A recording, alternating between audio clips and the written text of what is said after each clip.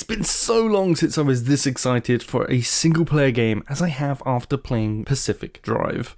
So just to be straight up with you guys, you just have to play this demo. Quit the video right now if you have to and go play. But if you stick around, I'll convince you further. Good day to you my friends and welcome, I'm Kenator, and if you enjoy this video by the end, you know what to do. And all the relevant links are in the description. So the world, the lore, and its introduction to this strange and corrupted space-time zone is fantastic. You're just an everyman character on a delivery run that's sucked into a highly classified, dangerous and off-limits zone, one with a massive wall built around it. And this immediately feels straight out of The Outer Limits, or Black Mirror for the new kids. Through some excellent voice acting, you are directed to a safe spot within this dangerous zone, by people that were left behind many years ago. And I'd wager since we never actually meet these people, there could be a deeper story element here. It turns out the car you saved yourself in is some sort of artifact called a remnant. But this rust bucket is barely holding itself together,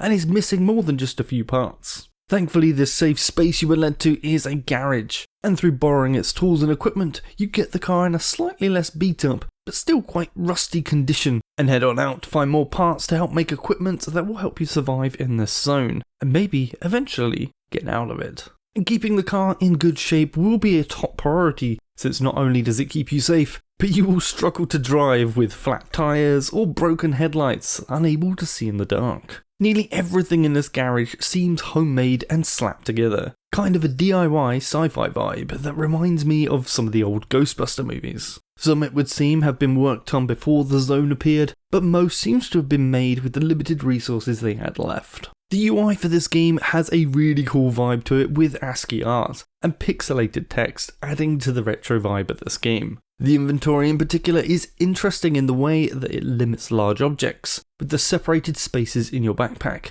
Items need to fit without crossing the lines. But thankfully, items can also be rotated. I also like the different resources are colour coded to make it easy at a glance to recognise. Gameplay revolves around heading out on individual runs to various stable pockets of space on the map, to gather supplies, and I suspect in the full game, gather information as well. So you can rebuild the car to a state where it's more than just body putty and duct tape. And I'm a big fan of salvage mechanics in games as well as hunting for secrets. And I have a good feeling this game will be chock-a-block with both. The crazy part comes when you want to come back from these runs, however. As you collect these stable anchors to charge up a device in the car, this has the opposite effect on destabilising the world around the collection point, which can lead to some interesting effects to watch out for. Once you have enough of them, you can activate the device which will destabilise the entire region that you're in, as you make a mad dash for a huge pillar of light that appears, which will bring you back to safety. I can see this part getting more and more difficult as you progress through the game, leading to riskier driving just to make it in time. There are threats outside of the instability as well, from being zapped by lightning from the towers, to floating machines called abductors, which will drag your car around via a magnet on a rope. And then we have the tourists, these strange mannequins that can explode if touched, that only add to the freakiness of the zone. Progress seems to be managed via a research tree in the Fabricator, but there are a lot of categories, each with their own trees to progress. This gives a lot of depth to the upgrades that you can apply to your car or the garage tools. And unlocking requirements are not just resources either. Some require specific scans of something, and most also require stable energy you have collected into the car, which gives an incentive to collect more than you need to escape each run. Interestingly, some of the later techs also require either unstable or corrupt energy, so things will certainly get a little more interesting to collect these, I would imagine. Something not really shown in the demo very much is the car will also eventually get a variety of quirks, like doors opening on their own, or lights turning on and off with a specific trigger. I wonder how far these quirks will go and how much they can add to the car's personality, as it slowly takes the place of a character itself.